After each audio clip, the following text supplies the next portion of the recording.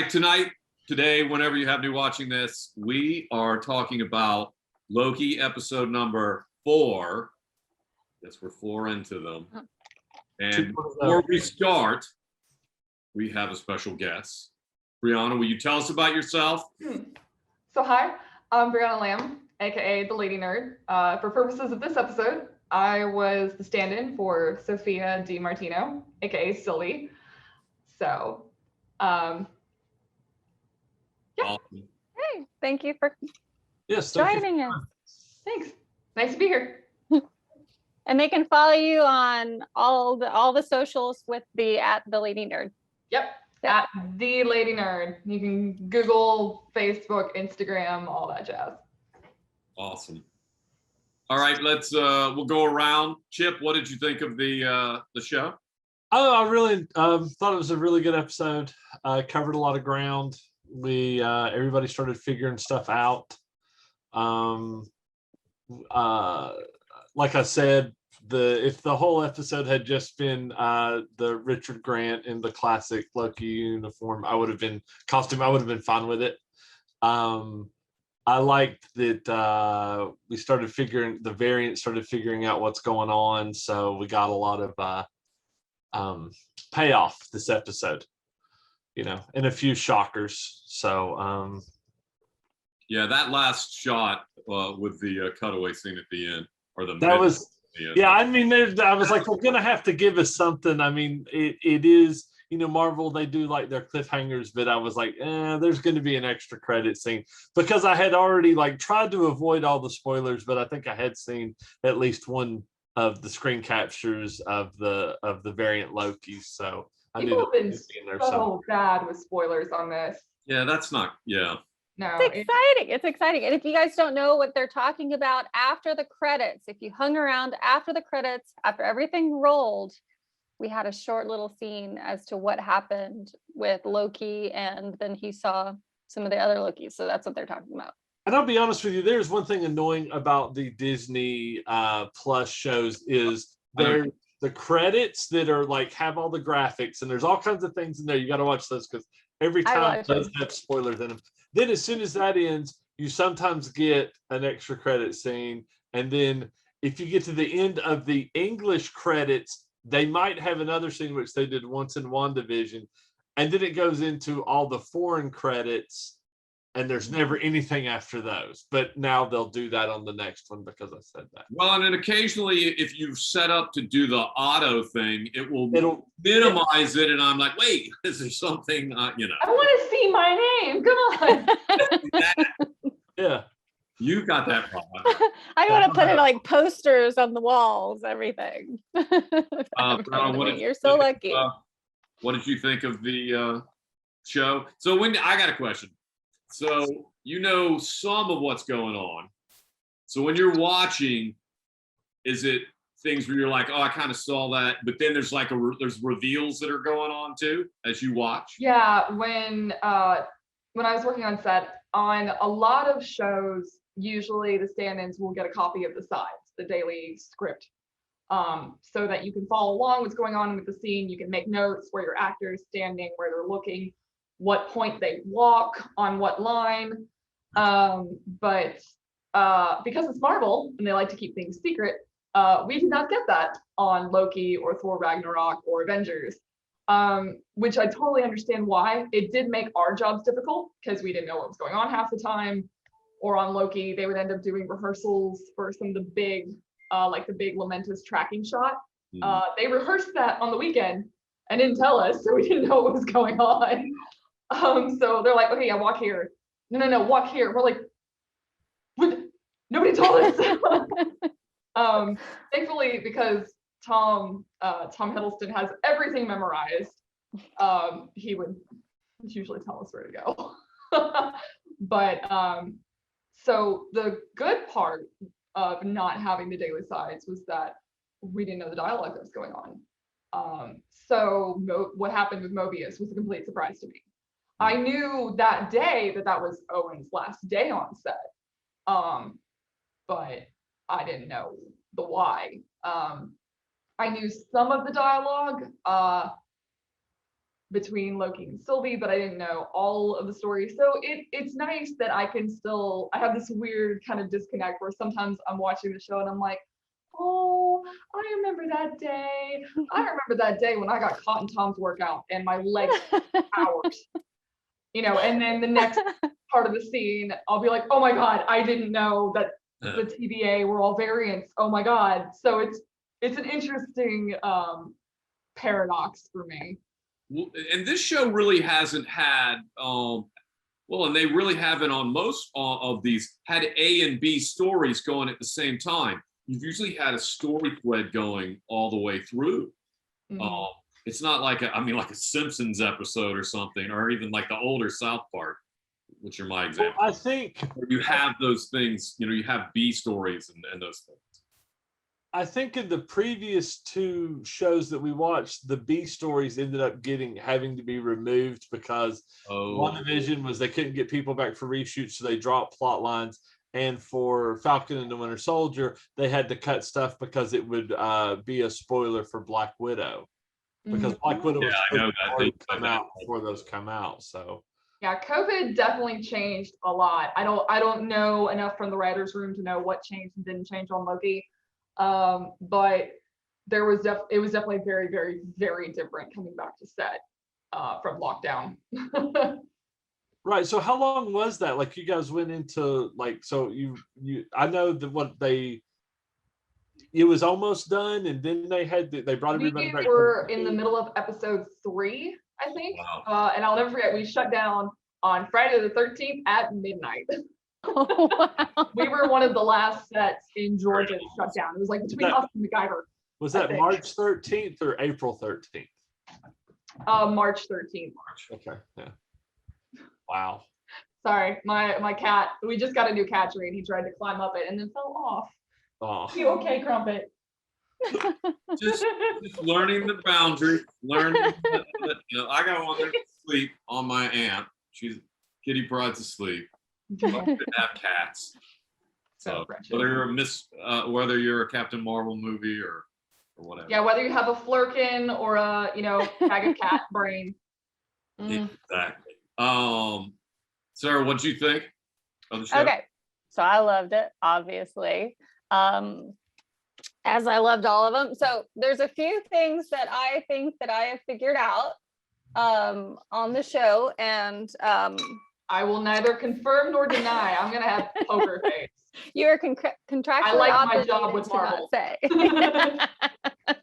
Okay, so my first one, if I can get my camera in focus here, my first one is why they are hunting all the Loki. So you remember way back, like in the beginning of this episode, they showed young Sylvie, and she's playing with her toys, right? And she's like winning, like she's being the hero. Somebody's saving somebody else. Whereas the Loki character, if you look at Tom Hiddleston's Loki character, he's the classic Loki. He's mischievous. He's constantly, messing up anybody's plans. When he was originally taken into the TVA, and he's sitting across the table from Mobius, and Mobius goes, your whole purpose is to torture and twist people into the best versions of themselves. So if you think fundamentally, Lokis are meant to do that, right?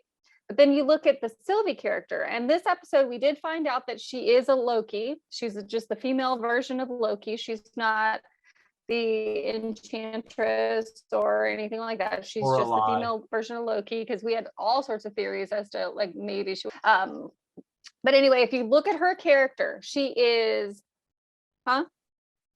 She still might be a merge of characters to where she's the Enchantress. Am I frozen?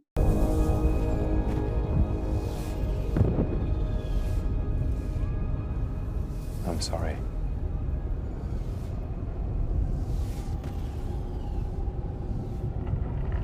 I loved it. That may be my favorite episode of all the TV shows so far. I mean, it was, you had a lot of payoff, like you're talking about. So payoff, that's the word. Yeah, and it was just so it was good pace. I mean, there's a lot of really good chemistry in this show, I think, between the actors. Yeah. She like I've said this before and others, to me, she was instantly likable, and you're like, all the other ones have had time to build up their characters, and she is kind of there. She is, and now she's still freezing. So, Am I still? Yeah, you're jumping around. Your bandwidth is. Yeah, Doing the robot. That's really funny the way that's coming through, and now you're frozen. Yeah, look, it's had to use the moment. Like if I was only time I can dance is when now I you look pixelated. like that app that you take a picture and turn into a painting. That's what you look like. Like the Prisma app or something. Yeah, like the Prisma. Exactly, the Prisma app. Like when you put the dogs in the crowns and things. You were saying that Sylvia, she is a hero. She is essentially a hero. So she's essentially this character. Yeah, and that's fundamentally against everything that the TVA believes a Loki should be, correct? So they think that Loki has to torture people into being the best versions of themselves. But if this Loki decides, no, I'm not going to do that, I'm going to be the hero myself, and that's just who I'm going to be, that is like, how big of a variation is that from the true timeline? And ultimately, she got away. So if she can find this within herself, okay, so maybe all the other Lokis can fundamentally be good, fundamentally change so much that all these other people that they're supposed to affect and turn into the best versions of themselves don't get to be the best versions of themselves. So the guy at the end, which is he who remains, doesn't end up getting what he wants because he needs all of these other people. Like if you look at all the other Marvel characters, to be turned into the best versions of themselves. That means that Loki never did what he did to make the Avengers, never did all that stuff. So here's this female Loki who is the hero. Okay. And the Loki that we see in this series, the reason why I think he's so batty-eyed at her is that he's just changed so much to where he realizes that he doesn't have to essentially torture himself to torture others. I think he's into her because he's that, like Mobius said, he's that he's just that narcissistic that he found he's like, oh, it's me. So essentially you're saying it's like a masturbatory act of falling in love with himself to go that road. It's funny. My long story short, production asked if my husband, who was my boyfriend at the time, if he was available to be Tom's stand-in. So that should tell you, it all looks pretty similar in the long hair and all that. I've cosplayed Loki in the past, and then with them wondering if he was available for Loki, we have our Loki thing going on. And I remember, and that was before I knew what was happening on set. This was way back in like episode 1, I think. And I remember texting my dad about that. And my dad's response back to me was, I mean, that makes sense. Loki would date himself. So ergo, and then I laughed really hard when we got to that episode and I heard part of that dialogue, because some of the folks on production were like, oh, you and Taylor are Loki and Sylvie. And I'm like, oh yeah, I mean, they kind of look like them. We'll totally cosplay them. So now we're just watching the episodes and laughing, like the scene on the train where he's singing and drunk and espousing to her, and she's just like, that's 100% my husband and I. That was by far the best to me. That was the best scene in that episode. That was great. That was a really good scene. Agreed. And her like, what's your costume? And he's like, he's waving at her and all that.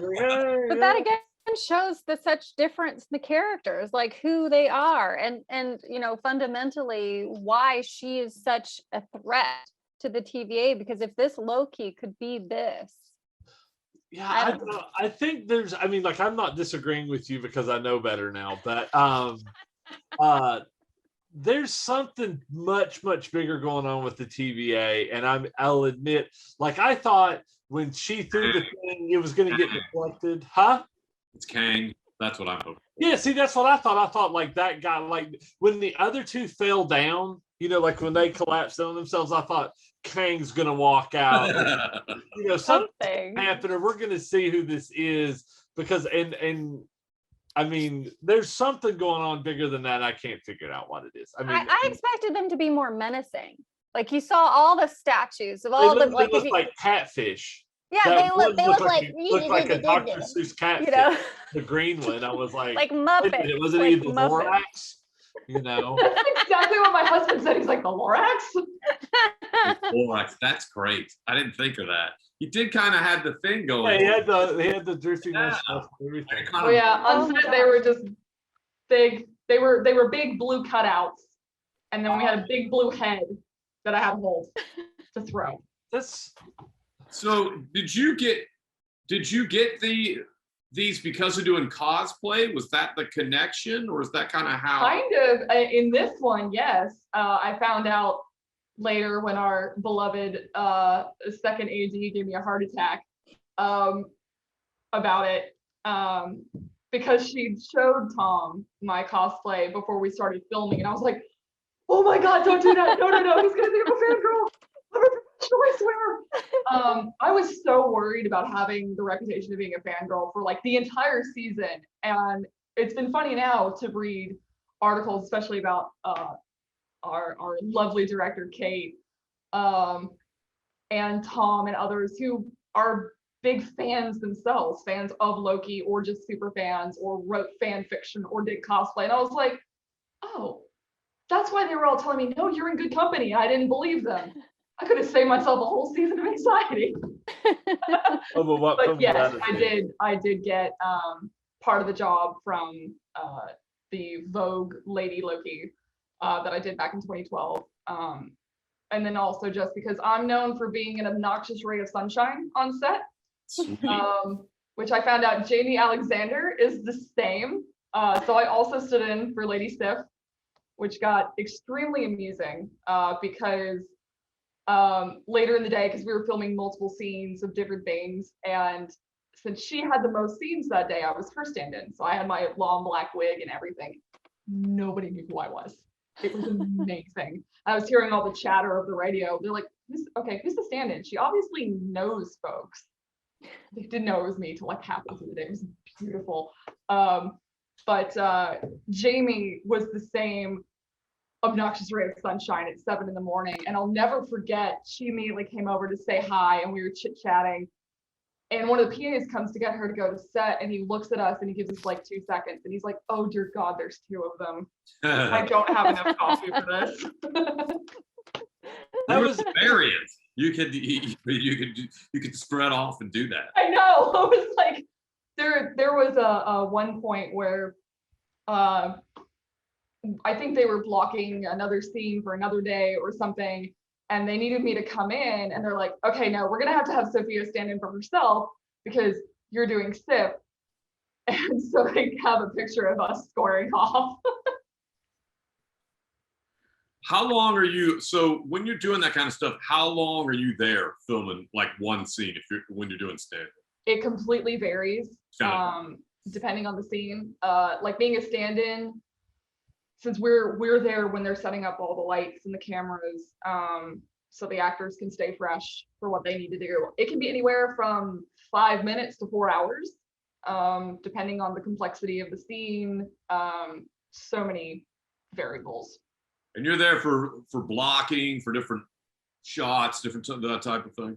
Yeah, all the rehearsals, which is why we're matched to the actors. So we have to look fairly similar. Same height, same hair color, same general skin tone, eye color, depending on how picky the director of photography is. That's a funny story. I was not originally Sophia's stand-in. I was just utility. Also because I used to have short red hair. This is my pandemic grow out, and my pandemic grow out kind of grew out to Sylvie's hair. So that's been an amusing irony. But yeah, I was just utility. And then because I think I was told I didn't have the right chin to be Sophia's stand-in originally. So I was like, Right. okay, then, yeah, whatever. Some folks are very picky in lighting and some are not. I surrender to Autumn, our DP, for all of that because, as you've seen, the cinematography is amazing. She can do whatever she wants.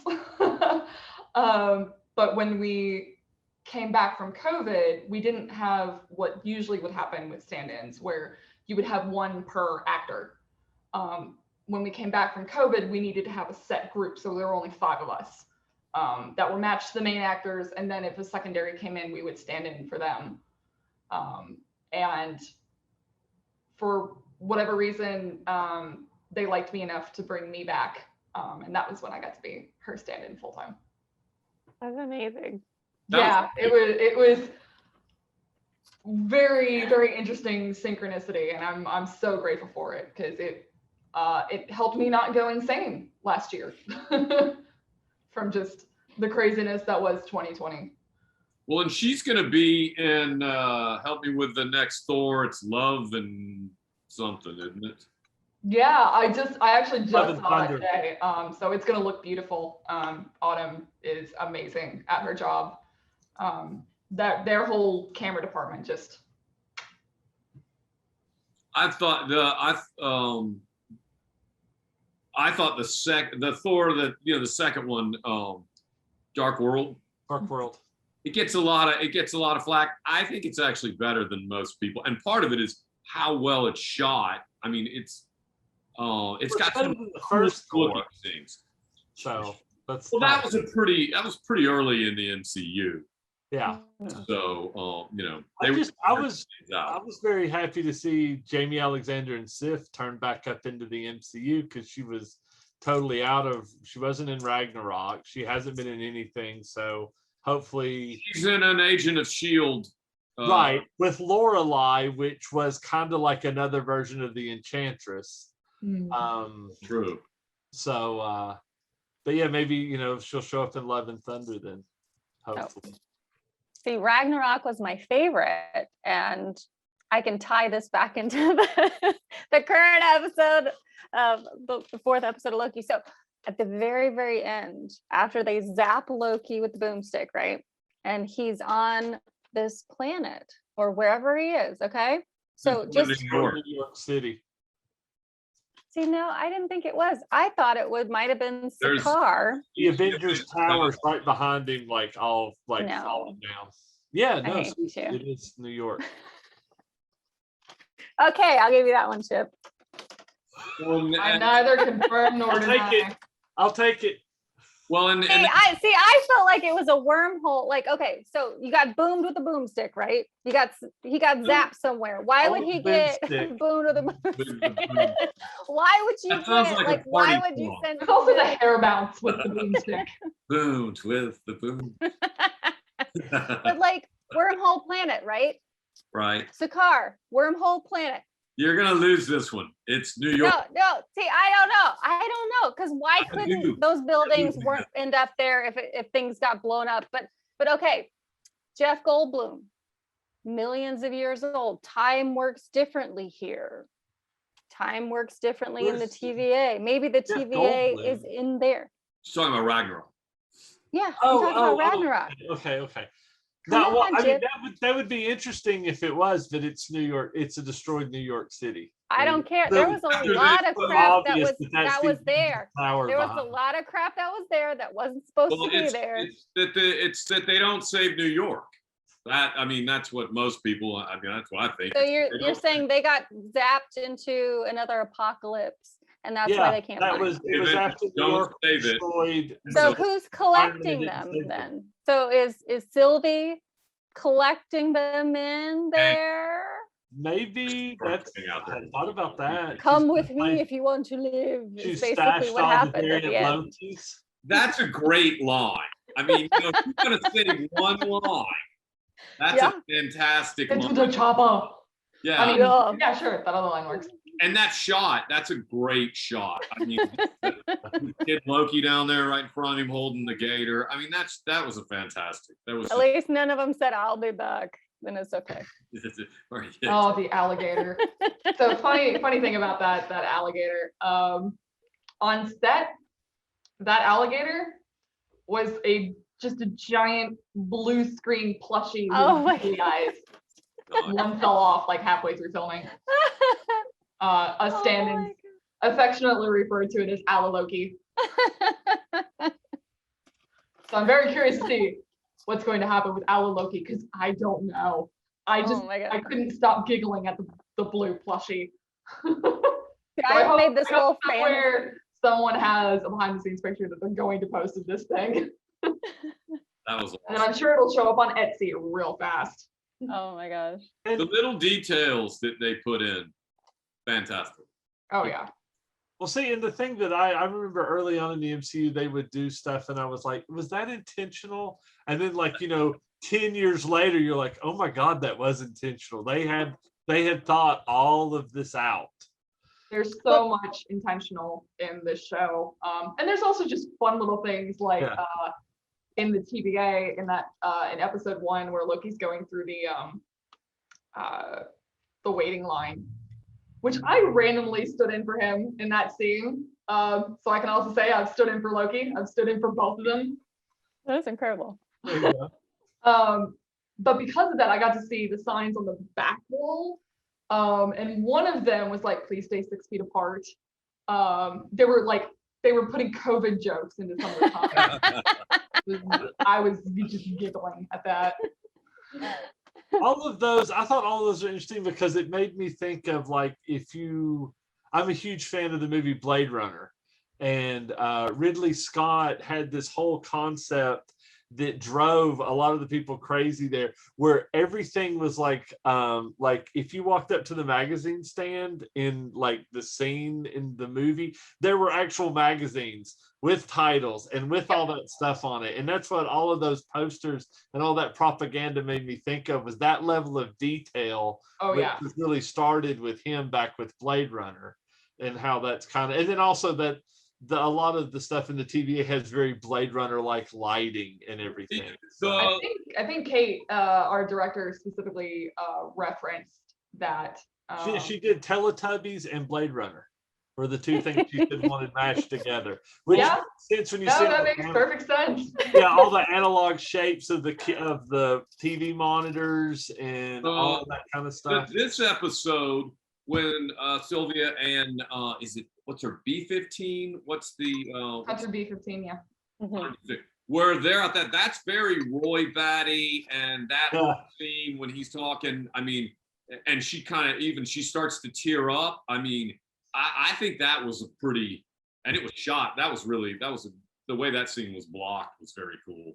I mean, can I say, like, Hunter B-15, I wanted more of her. I wanted to be able to see what she saw. I want to know what happened to her, because like last that I remember, she fell and we didn't see if she got away, if they captured her, like what's going to happen with her, because they said like she's been compromised. So obviously, is she going to get zapped? And then I didn't see where she went. Yeah. So I want to know what's going to happen. I don't think there's been enough of her, because she was such a good character and she's such a good actor. Can we say that? Like, so come on. Sweet. She's so sweet in person and like so drop dead gorgeous. I mean, she did great. But I liked her. She developed, she caught my eye. I wanted to see more of her. I wanted to see more of that interaction. She believed, like she was locked in, and like, where is that? So I'm expecting to see more of her. So I will be disappointed if I don't. Like, seriously. I would think that we'll see more. I mean, who knows? We got 2 more episodes. So we only have 2 more episodes. Only a lot to do in 2 episodes. Or I'm going to be angry. Split. You're going to have 2 stories going, probably, because they've split. So, all right, we got 9 minutes, 8.5 minutes. Didn't we see in one of the trailers? Didn't we see Mobius on a trash planet somewhere? Didn't we see that? Or am I making this up off of internet? We still haven't seen Vote Loki, though. That's the one thing we still haven't seen is Vote Loki. So that's got to come. Yeah, that's got to be that's got to be next episode. That's what I'm thinking.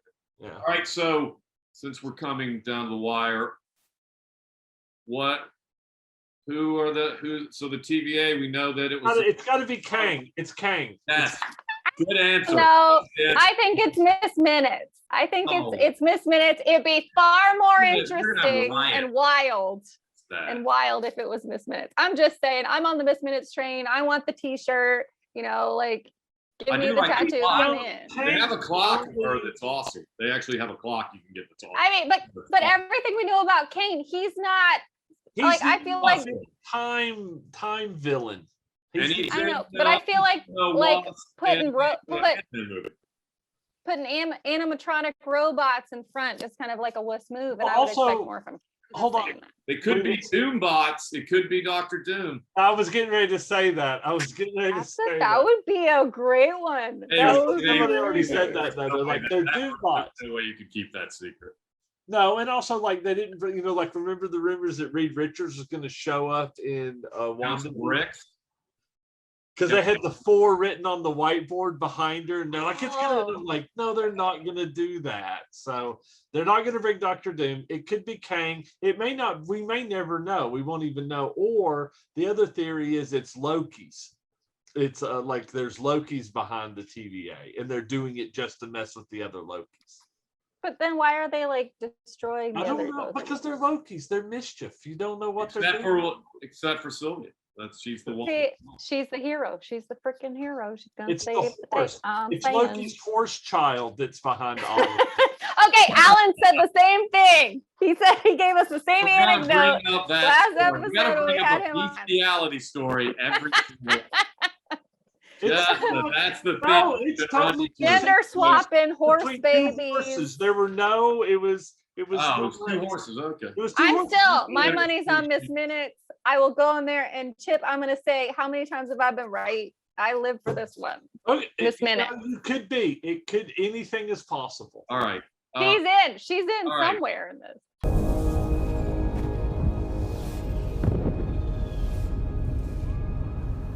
I'm sorry.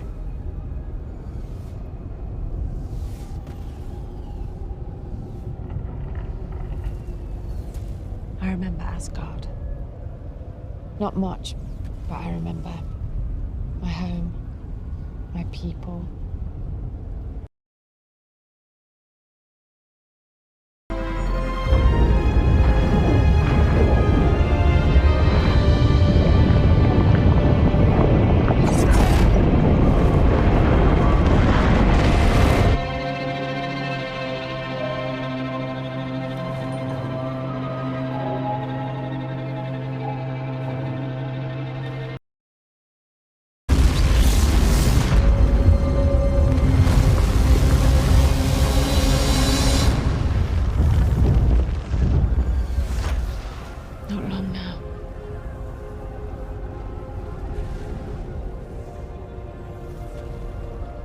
Do you think that what makes a Loki is the fact that we're destined to lose?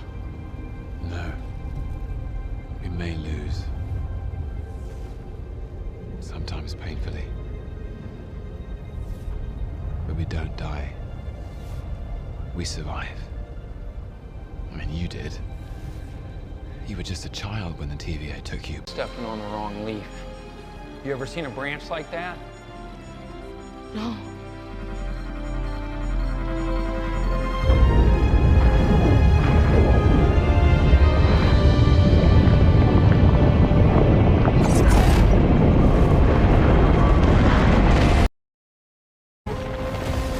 Okay, that's not someone stepping on the wrong leaf. You ever seen a branch like that? No.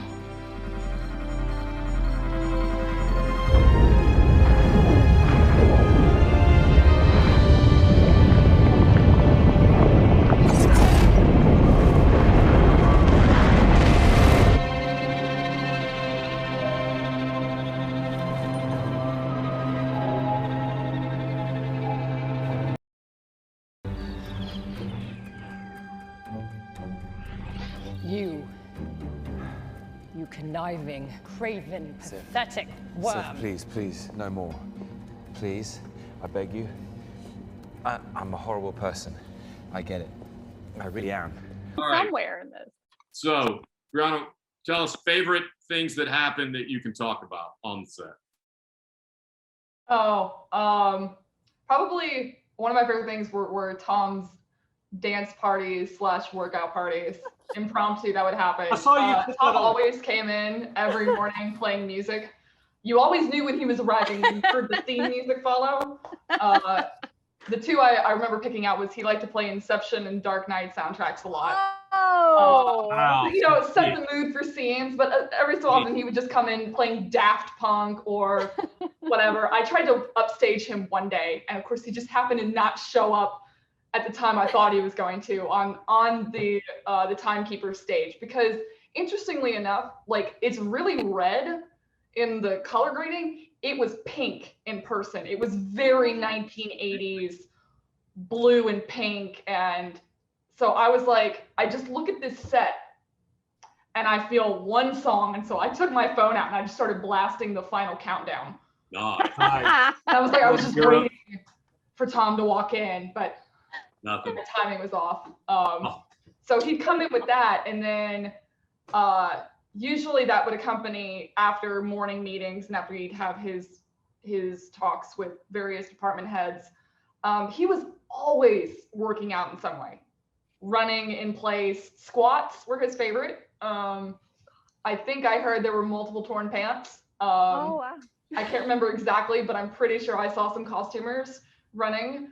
But he would sometimes, especially in the afternoon when everybody was kind of like dying down from the lunch coma, he would try to pep people up and get them to do the workouts with him. And like the poor PAs, I remember I would sometimes hide so I wouldn't get caught in it. But the couple of times I did, it was really fun. On Momentous, we had a whole circle of us on the crew, and he just put on tunes and we're just dancing. And So he was like the hype man of your. oh, 100%. And that's just Tom. He's got infectious energy and he knows it, and he's really good at utilizing it for crew, for cast, for extras. So yeah.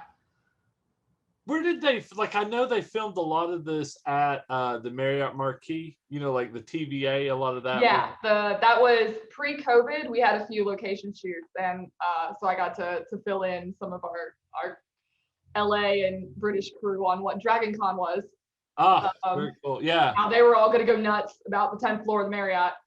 But once COVID hit, when we came back, everything was on the stages to be safe.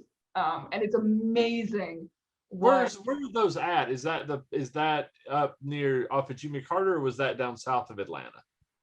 South of Atlanta. Okay. But yeah, we were in multiple stages and outside, and it was amazing to see what the effects artists did to make it look like anywhere else. Yeah. Well, being that they shot the battle scene from Endgame in Covington, you know, still blows my mind. Really? Oh yeah. Yeah, where they did the mountain bike race, the horse park. Yeah. That's where they shot. I'm pretty sure that's where they shot the end of Endgame. The big battle in not Endgame, no, Infinity War. The big battle at the end. Because if you watch they show where and then they had it blocked off with the green screen so they could add, you know, and make it bigger and bigger and bigger. Which must be amazing, because I remember the very limited things I've ever done acting wise, it was always on a stage to have to do, and I was terrible, to have to do all of that and act well with a blue plushie or, you know, just blue cutouts blows my mind. It can be pretty fun though. It reaches more back into like the theater. Yeah. You're really having to use your imagination. And you have to hit your marks and all that stuff and still say your lines and hit your marks. I mean, that is trickier than people think, especially because you can't like, I'm going to deliver my line and look down. Nope, you can't look down at your mark. You just got to know. Yeah. It's crazy. Very well, cool. we're about to get cut off. Thank you. Thank you awesome. so Thank you so much. Thanks for having me. It was fun. We Thank you so appreciate it. much. I don't remember.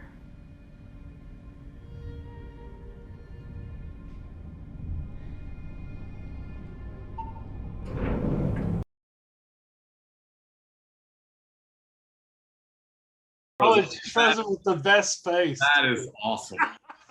Hold on. Awesome. You're good. You're good. You're good. But Sarah's, wow.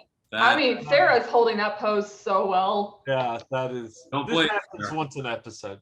Don't blink. All right.